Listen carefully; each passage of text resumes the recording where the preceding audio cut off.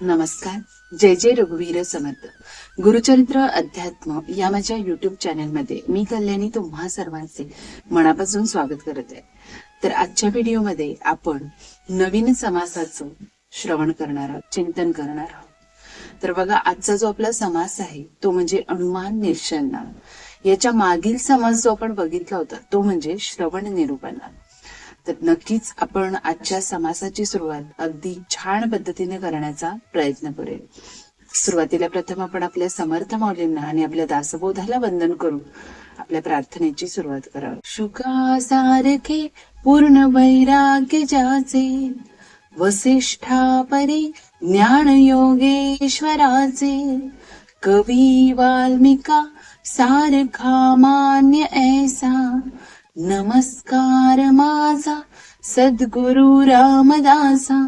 जय जय रघुवीर समर्थ. श्रीराम समर्थ.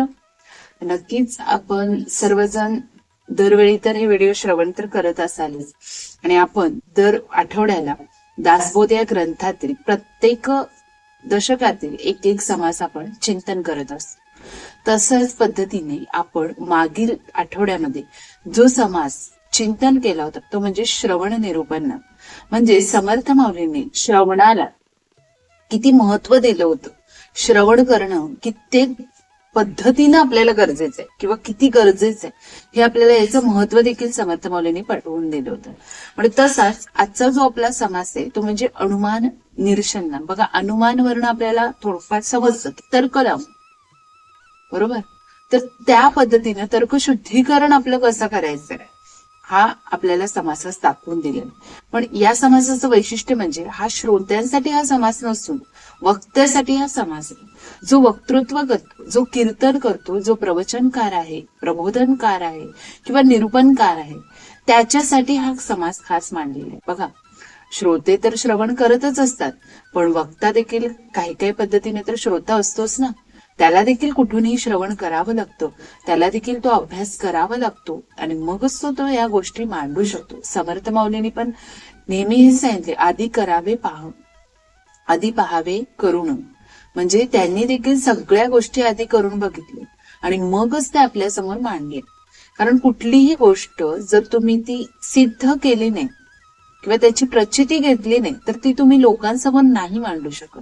प्रत्येक गोष्ट आपल्याला व्यवस्थित पद्धतीने समजली गेली पाहिजे. मग वक्त्याला ती समजणं फार गरजेचं आहे. वक्त्यावरती खूप मोठी जबाबदारी असते, कारण जे काही तो बोलणार आहे ते श्रोते श्रवण करत असतात. आणि कधी कधी तर असं होतं की श्रोते त्याचं अगदी काटेकोरपणे पालन देखील करतात. त्यामुळं जो बोलणार आहे त्याला अगदी व्यवस्थित पद्धतीने ती गोष्ट हाताळता आली पाहिजे की कसं तुम्हाला श्रोत्यांना ती एखादी गोष्ट सांगता आली पाहिजे. तर तशाच पद्धतीचा हा समास आहे. हा खास वक्त्यासाठी हा समास मांडलेला आहे. नक्की सुरुवात करूया आपल्या आजच्या समासाला. जय जय रघुवीर समर्थ. श्रीमत दासबोध दशक 17वा प्रकृती पुरुषना. समास 4था अनुमान निरशनना. श्रीराम समर्थ. बहुत जनासी उपाय वक्तयास पुसता त्रासो नये.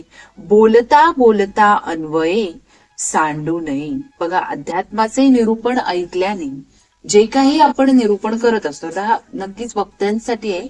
त्यामुळे वक्त्यांच्या पद्धतीनंच इथं बोललं गेलं. बघा, जे काही आपण अध्यात्माचं निरूपण ऐकतो यानं अनेक लोकांना तर फायदा होतच असतो. बरेच सारे लोक असतात की ज्यांना त्यांच्या आयुष्यातले बरेच सारखे मार्ग सुटत नसतात, आणि कधी कधी काय होतं, असं अध्यात्म निरूपणाचं श्रवण केल्यामुळे त्यांच्या आयुष्यातले बरेच सारे मार्ग सुटतात. त्यांना बऱ्याच प्रकारे या गोष्टीचा फायदा होतो. मात्र एक गोष्ट वक्त्याने ज्यावेळी तो प्रवचन करणार, कीर्तन करणार किंवा निरूपण करणार त्यावेळी त्यानं ती गोष्ट लक्षात ठेवली पाहिजे की जेव्हा कधी श्रोता प्रश्न उपस्थित करेल त्यावेळी वक्त्याकडं ते उत्तर तयार असलं पाहिजे. किंवा समजा एखाद्या वेळेस अगदीच अवघड प्रश्न असेल तर नक्कीच वक्त्यांना ते सांगता आलं पाहिजे की त्या प्रश्नाचं उत्तर मी थोडं अभ्यास करून तुम्हाला सांगतो. पण जर तुम्ही ते सांगण्यासाठी बराच वेळ घेतला, बऱ्याच वेळाचा कालावधी लोटला तर त्या प्रश्नाला, श्रोत्याच्या प्रश्नाला काही अर्थ उरत नाही. कारण वक्त्यानं तेवढं प्रॉपर असणं गरजेचं आहे. कारण त्याला ती गोष्ट सांगता आली पाहिजे. बघा, एखाद्या डॉक्टरकडे जर तुम्ही गेला, पोटात दुखतोय म्हणून किंवा ताप आलाय म्हणून, जर डॉक्टरनी सांगितलं मी याचं गोळ्या काय आहे ते चेक करतो आणि मग तुम्हाला 2 दिवसांनी त्या गोळ्या देतो त्याचा अभ्यास करून, असं म्हणलं तर चालेल का? तात्काळ क्षणी तुम्हाला त्याचं काय म्हणजे त्याचं जे उत्तर आहे ते भेटलं पाहिजे किंवा त्याचं जे जो अनुमान आहे तो भेटला पाहिजे, त्याची प्रचिती भेटली पाहिजे, तर त्या प्रश्नाला काहीतरी अर्थ उरतो. जर तुम्हाला ती गोष्ट खूप वेळाने मिळत असेल तर त्या प्रश्नाला किंवा त्या श्रोत्याच्या प्रश्नाला काही अर्थ उरत नाही. त्यामुळे तुम्हाला ती गोष्ट समजणं खूप गरजेचं आहे.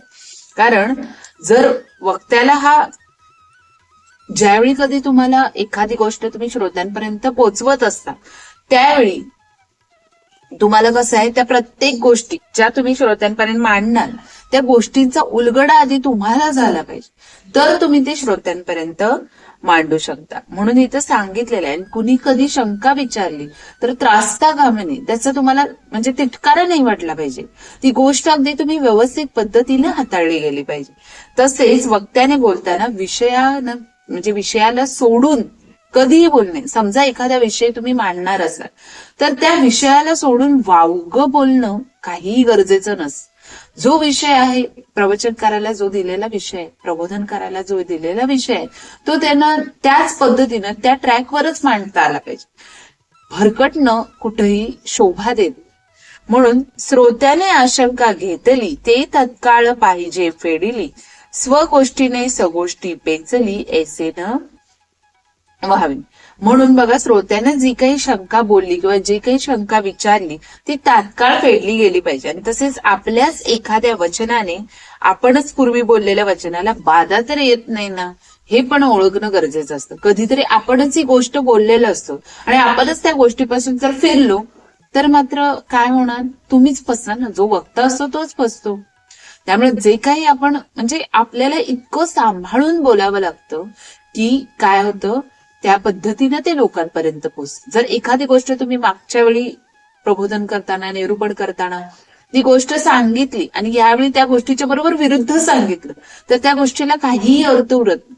त्यामुळे इथं सांगण्याचा उद्देश काय, जे काही तुम्ही सांगाल ते अगदी व्यवस्थित विचार करून ते श्रोत्यांपर्यंत पोहोचवलं गेलं पाहिजे. पुढे धरिता मागे पेचला, मागे धरिता पुढे उडाला, ऐसा सापडताची गेला ठाईट आहे. नाहीतर पुढे जे बोलतो त्यामुळे पूर्वी त्यानंच सांगितलेल्या गोष्टीचा विरोध होतो. म्हणजे बघा, आता तुम्हाला तो एखादी गोष्ट पटवून देत आहे पण बरोबर ती मागील गोष्टीच्या उलट आहे, तर त्याला काही अर्थ उरतो का? म्हणजे जर वक्ताच जर आपल्या गोष्टींपासून जर मुकत असेल, म्हणजे पलटत असेल, तर त्याला काही मग श्रोत्यांना त्या वक्त्याला तेवढं सिरियसलीच नाही घेत. जो कोणी वक्तृत्व करत असतो त्याला तेवढे श्रोते म्हणजे इतकं त्याला महत्व मग देऊ शकत नाही. कारण जर तुम्हालाच ती गोष्ट माहीत नसेल तर तुम्ही ती लोकांना काय म्हणून सांगा. म्हणून पूर्वी बोललेल्याचे समर्थन करू गेल्याने पुढे बोललेल्या वचनास बाधा तर येत नाही ना. आणि असे झालं तर मात्र तो ठाईठाई जो वक्ता असतो तो चुकतच जातो आणि मग पेचात सापडतो. म्हणजे त्याला काही माहीतच नसतं आणि तो त्या गोष्टी म्हणत असतो जे त्याला माहीतच नाही. त्यामुळं इथं अगदी व्यवस्थित पद्धतीने तुम्हाला त्या गोष्टी हाताळता आल्या पाहिजे. पोहणाराची गुचक्या खातो, जनास कैचा काढू पाहतो, आशय लोकांचं राहतो ठाईठाई. मग काय, एखादा व्यक्ती जर पाण्यात बुडत असेल, नदीत पोहायला गेला आणि तो बुडत असेल आणि समजा दुसऱ्या एखाद्याने त्याला बुडताना पाहून आपण ही उडी घेतली वाचवण्यासाठी, भले त्यानं वाचवण्यासाठी घेतली, पण त्यानंतर जर असा विचार आला की त्यालाच जर पोहता येत नसेल आणि तोच बुचकाळ्या खात असेल तर त्याला काही अर्थ आहे का? म्हणून या ज्या लोकांच्या शंका आहेत, जे ज्यावेळी त्यांनी उपस्थित केलेल्या आहेत त्यावेळी त्यांना सांगणं गरजेचं आहे. आता जर त्या वाचवणाऱ्याला जर पोहायलाच येत नसेल तर तो त्या बुडणाऱ्याला कसा वाचवणार? तो स्वतःच त्या म्हणजे चक्रव्यूहात अडकलेला आहे. म्हणून जर सांगणारा जर तुम्हाला त्या गोष्टीपासून अलिप्त असेल, त्याला काहीच माहित नसेल, तो देखील एक श्रोता असेल, तर तो त्या श्रोत्यांपर्यंत, दुसऱ्या श्रोत्यांपर्यंत कुठली गोष्ट कधी पोचवू शकेल का? हे इथं समर्थ माऊलीने आपल्याला स्पष्टीकरण करून सांगितलेले आहे. आपणचे पोलिता संहार, आपणचे पोलिजे सर्वसार, दुस्तर मायेचा पार टाकला पाहिजे. एकदा जर आपण संहारासंबंधी सगळ्या गोष्टी बोलत असलो आणि परत आपण जर सर्व हे काही सार आहे असं म्हणू लागलो, बघा एकदा आपण सांगितलं की काय संहार येणं होतो, बघा जसं शिवशंभू प्रत्येक गोष्टीचा संहार करतात आणि नंतर त्यांनी विष्णूचं रूप घेतलं आणि सगळ्या गोष्टी सार आहे म्हणून सांगायला लागल्या, तर श्रोत्यांचा निश्चय कसा होईल, श्रोत्यांना ते पटेल का? आणि अशा निरूपणाने दुस्तर मायेच्या पार म्हणजे या शब्दांच्या पलीकडे, या मायेच्या पलीकडे कोणी जाऊ शकेल का? तर नाही. मग जे जे सूक्ष्म नाम घ्यावे त्याचे रूप बिंबगुणी द्यावे, तरीच वक्ता म्हणावे विचारवंत. मग निरूपणात जे जे सूक्ष्म विचार वक्ता मांडेल, अगदी अगदी बारीक सारीक गोष्टी ज्या काही म्हणजे प्रत्येक ओवीच्या मागे दडलेल्या ज्या काही गोष्टी असतात, अगदी बारीक सारीक गोष्टी ज्यावेळी तो वक्ता मांडेल त्याचे स्वरूप श्रोत्यांच्या ठिकाणी त्याला बिंबवता आले पाहिजे, तरच त्याच विचारवंत वक्ता असे म्हणता येईल. बघा इथं समर्थ माऊलीने अगदी छान पद्धतीने सांगितलेलं आहे की एखादा वक्ता असा असतो की त्याला अगदी बारीक सारीक गोष्टी देखील व्यवस्थित पद्धतीने श्रोत्यांपर्यंत पोहोचवता येतात. आणि असं ज्यावेळी होतं त्यावेळी नक्कीच तो श्रोताही खूप समाधानी असतो आणि वक्ताही समाधानी असतो. म्हणून आता इथं सांगितलंय बघा, ज्यावेळी एखाद्या प्रवचनाला, एखाद्या कीर्तनाला भरपूर सारे श्रोते जातात, त्यांना एखादा प्रश्न पडला, तो विचारला आणि तो एका श्रोत्याचा नसतो, तर बरेच साऱ्या श्रोत्यांचा असतो. आणि जर तुम्ही तो विचारला आणि त्याच्याकडून त्या शंकेचं जर निरसन झालं नाही श्रोत्यांना, त्या वक्त्याकडून, तर मग मात्र त्या प्रश्नाला, कारण ते कीर्तन तर त्या एका दिवसाचं असतं आणि त्यावेळेस जर तुम्हाला त्याचं उत्तर मिळालं नाही तर नक्कीच तुम्हाला त्या वक्त्यावरचे जे विश्वास आहे तो डळमळू लागतो. त्यामुळे इथं समजणं गरजेचं आहे की कशा पद्धतीने त्या वक्त्यानं आपल्याला सादर करताना कसं सादर केलं गेलं पाहिजे. ब्रह्म कैसे मूळ माया कैसी, अष्टधा प्रकृती शिवशक्ती कैसी, षडगुणेश्वराची स्थिती कैसी, गुणसाम्याची. बघा आपण ह्या गोष्टी तर शिकलेलोच आहे ना. ब्रह्म कसं आहे, मूळ माया कशी आहे, अष्टधा प्रकृती म्हणजे काय, त्यातील त्रिगुण कोणते, पंच महाभूते कोणती, शिवशक्तीचे स्वरूप काय, षडगुणेश्वराची आणि गुणसाम्याची स्थिती काय, हे सगळ्या गोष्टी वक्त्याला माहित असणं खूप गरजेचं आहे. ह्या सगळ्या गोष्टी ज्यावेळी माहित असेल, कारण अध्यात्मामध्ये ह्याच सगळ्या गोष्टींना महत्व आहे. कारण तुम्हाला जर ब्रह्म म्हणजेच ते निर्गुण निराकार आहे हेच जर माहित नसेल, समजा तुम्ही त्याला नश्वर असं समजत गेला, तर मात्र तुमचा इथं घोळ होतोय आणि मग तुम्ही ती गोष्ट त्या श्रोत्यांपर्यंत कधीच पोहोचवू शकणार नाही. अर्धनारी नटेश्वर प्रकृती पुरुषाचा विचार, गुणक्षोभिनी तदनंतर त्रिगुण कैसे. मग अर्धनारी नटेश्वर कुणास म्हणतात, प्रकृती म्हणजे काय, पुरुष म्हणजे काय, आणि गुणक्षोभिनी माया कशी असते आणि त्रिगुण कसे प्रकट होतात हे देखील महत्व. सत्व रज आणि तम गुण कसे प्रकट होतात हे देखील माहित असणं खूप गरजेचं आहे. पूर्व पक्षन कोठून कोठवरी, वाचांश लक्षांची परी, सूक्ष्म नाना विचार करी, धन्य तो साधू. म्हणून पूर्व पक्षून जो असतो तो कोठून कोठेपर्यंत असतो. बघा इथे सांगितले काय, पूर्व पक्षून कोठून कोठेपर्यंत असतो, वाचांश म्हणजे काय, लक्षांश म्हणजे काय, आणि या प्रकारे अनेक परिभाषित ज्या संज्ञा असतात त्या सगळ्या गोष्टी जर श्रोत्यांना सांगता आल्या नाही तर त्या वक्त्याचा काही इथे उपयोग होणार नाही. आणि ह्या सगळ्या गोष्टी अगदी सूक्ष्म पद्धतीने जो जाणतो तोच खरा साधू किंवा तोच खरा संत होय. नाना पाल्लाळी पडेना, बोलिलेची बोलवेना, मौन्य गर्भ अनुमाना, आणुनी सोडा. असा वक्ता जो उगीच नाना पाल्हाळ लावत नाही. काय काय वक्ते असे देखील असतात, उगीच म्हणजे एखादी गोष्ट असेल त्याला पापड फसारा सांगून बऱ्याच साऱ्या गोष्टीमध्ये अडकून ठेवतात आणि मूळ विषय बाजूला सारला जातो. पण असेही काही व्यक्ती असतात की जे त्या विषयाला अनुसरूनच ते श्रोत्यांपर्यंत पोहोचवत असतात, पाल्हाळ अजिबात लावत नसतात. एकदा बोललेले परत बोलणारच नाही आणि तेथे वाणीला मौन पडते आणि ते ब्रह्म आपल्या निरूपणाने श्रोत्यांच्या कल्पनेत आनंद सोडतो. इथपर्यंत त्याची म्हणजे जी पोच असते ती गेलेली असते, कारण तो अगदी व्यवस्थित पद्धतीने त्या गोष्टी मांडत असतो. घडी एक विमळ ब्रह्म, घडी एक सर्व ब्रह्म, द्रष्टा साक्षी सत्ता ब्रह्म क्षणे. मग एखादा वक्ता एकदा म्हणतो की ब्रह्म विमळ आहे, तर दुसऱ्या क्षणी म्हणतो की सर्व ब्रह्मच आहे, सगळीकडे काय आहे, ब्रह्मस्वरूपच आहे. तर परत काही वेळाने म्हणतो की ब्रह्मद्रष्ट आहे, साक्षी आहे, आणि याला सत्ता ब्रह्म असेही म्हणतो. म्हणजे ब्रह्माचे वेगवेगळे पैलू त्यांनी सांगितले, पण ब्रह्म कसं आहे हे सगळ्यांना माहित असणं गरजेचं आहे. ब्रह्म हे निर्गुण निराकार आहे, त्याला कोणताही रंगरूप आकार नाही, बरोबर. मग या सगळ्या गोष्टी माहीत असणं गरजेचं आहे ना. तर एखाद्या वेळी तुम्ही एक सांगितलं, दुसऱ्या वेळी दुसरं सांगितलं, तर श्रोते देखील बुचकळ्यात पडणार ना. त्यांनी देखील मग कुठल्या गोष्टीवर विश्वास ठेवा, ही गोष्ट इथे घडून जात. निश्चळतेची झाले चंचळ, चंचळतेची ब्रह्म केवळ, नाना प्रसंगी खळखळ निवाडा नाही. कधी म्हणतो काय, निश्चळतेच चंचळ झाले, आणि कधी म्हणतो चंचळ ही काय आहे, केवळ ब्रह्मच आहे. तर चंचळ गोष्ट ब्रह्म आहे का हो? ब्रह्म कसं आहे आपल्याला माहित आहे, निश्चळ आहे. तर असं हे सांगितलं गेलंय, आणि याप्रमाणे निरनिराळ्या प्रसंगी तो निरनिराळी विधाने करतो. आजच्या प्रवचनात काहीतरी वेगळंच सांगितलं, दुसऱ्या वेळेच्या प्रवचनात काहीतरी वेगळ्याच गोष्टी सांगितल्या, ज्या पूर्णपणे पहिल्या प्रवचनाशी अलिप्त आहे, त्याच्याशी त्याचा काहीही संबंध नाही. मग कुठल्याही बाबतीत त्याचाच निश्चय झालेला नसतो. चळते आणि निश्चळ अवघे चैतन्याची केवळ, रूपे वेगळाली प्रांजळ कदापि बोलवेना.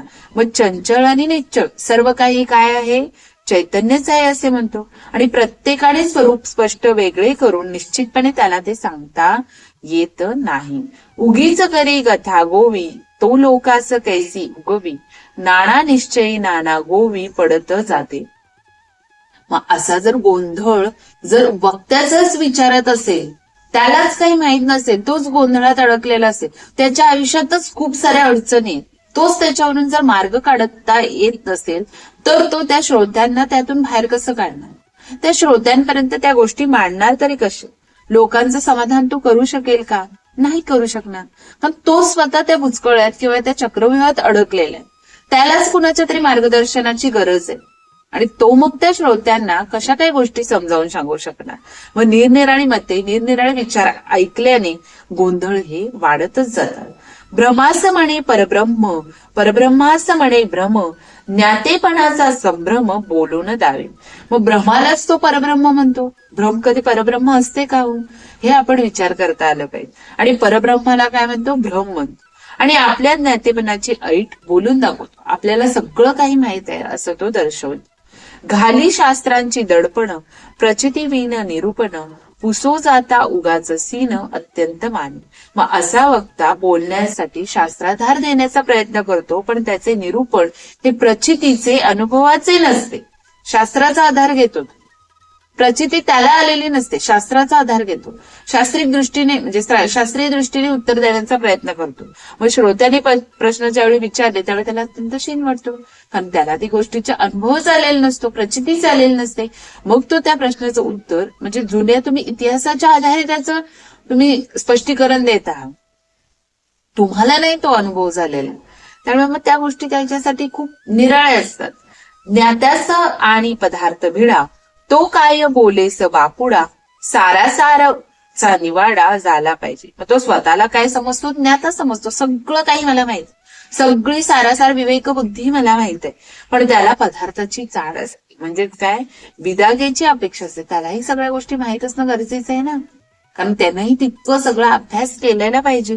आणि अशी ज्याची तो वृत्ती आहे, तो बापडा अध्यात्मासंबंधी काय बोलणार हो, कारण त्याला सगळ्या गोष्टी अजून त्याच्यासाठी पूर्ण ब्लॅकआउट आहे, त्याला काहीच माहित नाही. फक्त तो त्यावेळी काय काय गोष्टी म्हणजे त्याचा अभ्यास करतो आणि सांगतो, त्याला त्या गोष्टीची कुठलीही प्रचिती आलेलीच नसते. आणि सार कोणते आणि असार कोणते याचा निवाडा तरी निदान वक्त्यास झाला पाहिजे. वैद्य मात्रेची स्तुती करी, मात्रा गुण काहीच न करी, प्रचिती विन कैसी परी, ज्ञानाची झाली. मग वैद्य आपल्याच मात्रेची स्तुती करीत असावा, आपल्याच मात्रेची म्हणजे काय, तर मात्रेचा गुण मात्र त्याच्यात काही दिसून येऊ नये. आणि प्रचितीविषयी म्हणजे प्रचितीशिवाय जर ज्ञान सांगणारी स्थिती असते, त्यावेळी ही अशी गोष्ट त्याला प्रचितीच आलेली नाहीये कुठल्याही प्रकारे, फक्त तो तेवढ्या पुरतं लोकांच्या पुढं मांडण्यापुरतं ती गोष्ट करून दाखवतो. तर मग ती स्थिती कशी बरे असणार. ते नाही सारासार, ते अवघा अंधकार, नाना परीक्षेचा विचार राहिला ते. मग एखाद्या वेळी जर विद्यार्थी असेल, त्याला त्या परीक्षेचा अभ्यासच येत नसेल, जो काही त्याचा अभ्यास आहे, जे काही 7-8 विषय त्याला ते येतच नसतील, पण दुसऱ्यांना मात्र तो सांगतोय मला बाबा सगळं काही येतं, माझा पेपर तर अगदी सोपाच जाणार आहे, मला या सगळ्या गोष्टी माहित आहेत. आणि ज्यावेळी रिझल्ट येतो, ज्यावेळी आपल्या हातात परिपत्रक येतं किंवा रिझल्ट येतो, त्यावेळी काय होतं, मात्र जे काही त्याचं पितळ असतं ते उघडं पडतं. कारण तो जे त्यावेळी बोलला होता ते सगळं खोटंच होतं, कारण त्याचा अभ्यास कधीही झालेला नव्हता, त्याला त्या गोष्टी पूर्णपणे माहीतच नव्हत्या. म्हणून ज्याला सारासार विवेक नसतो तेथे अवघा अज्ञानरूपी अंधकारच भरून राहिलेला असतो, आणि तेथे नाना परीक्षेचा विचार कसा काय सुचणार मग. पाप पुण्य स्वर्ग नरक विवेक आणि अविवेक सर्व ब्रह्मी काय एक सापडले नाही. बघा, पाप पुण्य स्वर्ग नरक विवेक आणि अविवेक या सर्वांमध्ये काय हो, ब्रह्मच आहे ना. मग या सगळ्यांमध्ये भेद तुम्हाला सापडलाय का? नाही. सगळ्या गोष्टींमध्ये काय आहे, ब्रह्म सामावलेले आहे. पावन आणि ते पतन दोन्ही मानिली तत्म समान, निश्चय आणि अनुमान ब्रह्मरूप. मग पतित आणि पावन या दोन्हींना एक समानच मानलं गेलं पाहिजे. निश्चय आणि अनुमान हे मात्र दोन्ही ब्रह्मरूप ठरतील. ब्रह्मरूप झाले आघवे तेथे काय निवडावे, अवघी साखरची टाकावे काय कोठे. मग जर सर्व ब्रह्मरूपच आहे असे ज्यावेळी आपण म्हणतो, तर तेथे चांगले आणि वाईट कसे काय निवडणार तुम्ही. सर्व साखर आहे असे म्हटल्यावर मग काय टाकावं, म्हणजे काय बघा. आता जर आपण म्हंटल की सगळं काही ब्रह्मच आहे, बघा ही गोष्ट खरी आहे की सगळ्या गोष्टी ब्रह्मस्वरूप असतात, सगळ्यांच्या मध्ये तो अंतरात्मा सगळ्यांठाई ते ब्रह्म सगळीकडे पसरलेलं आहे, हे सगळं बरोबर आहे. पण असं जर म्हटलं की सगळीकडे साखरच आहे, तर समर्थ म्हणजे साखरेचा उल्लेख केलाय, तर सगळं चालेल का? काय काय गोष्टी कडूही असतात, काय काय गोष्टी खारट असतात, तिखट असतात, तुरट असतात. सगळ्याच गोष्टींमध्ये गोड पदार्थ भरलेला नसतो. प्रत्येक गोष्टीला चव निराळी, प्रत्येकाचे रंगरूप वेगळे, आकार वेगळे, पण त्याच्या ठिकाणी जो ठाई अंतरात्मा असतो तो मात्र काय असतो, एक समान असतो. तैसे सार आणि असार अवघा झाला एकंकार, तेथे बळाबळा अविचार विचार कैसा.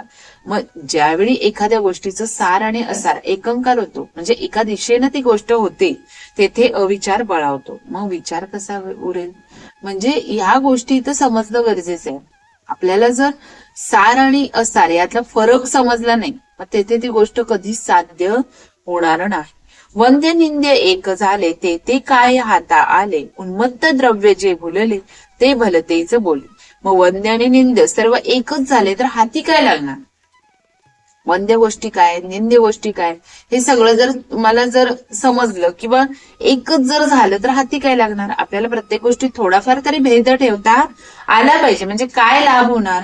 आता उन्मत्त द्रव्य ज्यावेळी तुम्ही सेवन करतात तर त्याचे तोटे काय आहेत हे तुम्हाला माहित असतात, पण तरी देखील ते सेवन करतात. म्हणून जो भुलतो या गोष्टीस तो काय होतो, भलतेच बोलू लागतो. तैसा अज्ञान भ्रमे बोलला, सर्व ब्रह्मे म्हणून बैसला, महापापी आणि भला एकची माने. बघा, याप्रमाणे अज्ञानरूपी भ्रमाने जो उन्मत्त होऊन, बघा आपण ज्यावेळी गुरुवारची कहाणी वाचतो किंवा सोमवारची वाचतो, त्यावेळी आपल्याला त्यामध्ये म्हणतात बघा, उन्मत्त होणं गरजेचं नाही. आणि ज्यावेळी तुम्ही उन्मत्त होणार त्यावेळी तुम्ही त्या गोष्टीपासून पूर्णपणे परावृत्त होणार. म्हणून अज्ञानरूपी भ्रमाने जो उन्मत्त होऊन बोलतो तो सर्व ब्रह्म असेच बोलू लागतो. आणि महापापी आणि सज्जन यांना एकसारखेच मानू लागतो. महापापी आणि सज्जन जे व्यक्ती ते सगळेच समान मानू लागतो. काही काही गोष्टींमध्ये बघा तुम्हाला ओळखणं पण गरजेचं असतं, कारण कुठली गोष्ट चांगली आहे, कुठली गोष्ट वाईट आहे हे समजणंही गरजेचं असतं. सर्व संग परित्याग अव्हा सव्वा विषय भोग, दोघे एकची मानिता मग काय उरली. बघा, सर्व संग परित्याग म्हणजे प्रखर वैराग्य आणि मनसोक्त विषय भोग या दोन्हीला जर एकच मानलं तर चालेल का. वैराग्य त्याच्या ठिकाणी आहे, विषय भोग एका ठिकाणी. आणि ज्यावेळी तुम्ही वैराग्याचा स्वीकार करता त्यावेळी विषय भोगांपासून पूर्णपणे दूर झालेलं असतं, ते तुमच्या जराही सामावलेले नसतात. कुठल्याही गोष्टीची तुम्हाला आवड नसते, कुठलीही गोष्ट फक्त तुम्ही भगवंतासाठी स्वाधीन झालेले असता, वैराग्य पत्करलेलं असता. मग तिथं विषयभोग असतील नाही, कारण तुम्ही विषयभोगापासून पूर्णपणे दूर झालेला असता. भेद ईश्वर करून गेला, त्याच्या वाचेन न वचे मोडीला, मुखामध्ये घास घातला तो आपण घालावा. ईश्वरानेच भेद निर्माण केलाय, तो कुणाच्या बापालाही मोडता येत नाही. भेद सगळ्यात आहे, नाही असं नाही. तुम्हाला सार आणि असार या दोन्ही गोष्टी काही केलं तरी वेगवेगळ्याच असणार, म्हणून अन्नाचा घास हा मुखातच घालावा लागतो. आता आपल्या ते पोटात जाणारे म्हणून डायरेक्ट पोटात आपण घालू शकतो का? नाही. तो मुखाद्वारेच त्या गोष्टीपर्यंत पोहोचणार. मग जे काही तुम्ही श्रवण करणार ते तुम्हाला पहिला तुमच्या कानांना श्रवण झालं पाहिजे आणि मग ते तुमच्या बुद्धीमध्ये ते सामावलं जातं. कानांनी श्रवण होऊन ते पुढं पुढं त्या गोष्टी आणि मग ते अंगीकारायचं की नाही हा विचार तुमच्यामध्ये येतो. मग असं इथे ही गोष्ट सांगितलेलं आहे. ज्या इंद्रियास जो भोग तो करी यथा सांग, ईश्वराचे केले जग मोडिता उरेना. मग ईश्वरानेच प्रत्येक विषयाचे विषयभोग किंवा प्रत्येक इंद्रियाचे विषयभोग ठरवून दिले. ज्या इंद्रियास जो विषयभोग नेमून दिलेला आहे तो भाग ते इंद्रिय यथासांग घेऊ शकते. मग आपल्याला कधी कधी अन्नाची चटक लागते. एखादी गोष्ट आपण म्हणजे अगदी म्हणजे रुचकर पद्धतीने ती खाऊ लागतो.